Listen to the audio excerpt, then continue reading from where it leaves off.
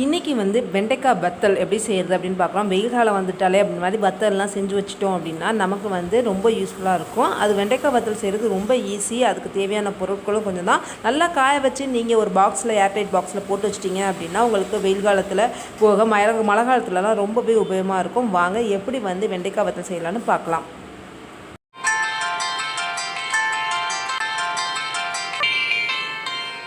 என்ன பண்ணணும் அப்படின்னா வெண்டைக்காய் நல்லா பிஞ்சு வெண்டைக்காவை எடுத்துக்கோங்க. அதில் பூச்சி இல்லாமல் இந்த மாதிரி க்ளீன் பண்ணிவிட்டு கட் பண்ணி வச்சுக்கோங்க.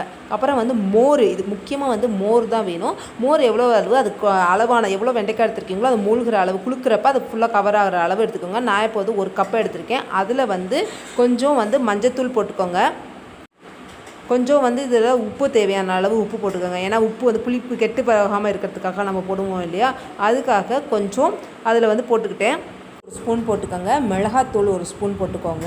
உப்பு எவ்வளோ தேவையோ இதுக்கு தகுந்த மாதிரி ஒரு 2 ஸ்பூன் நான் போட்டிருக்கேன். அந்த அளவுக்கு உப்பு போட்டுக்கோங்க. இது நல்லா மிக்ஸ் பண்ணிக்கோங்க.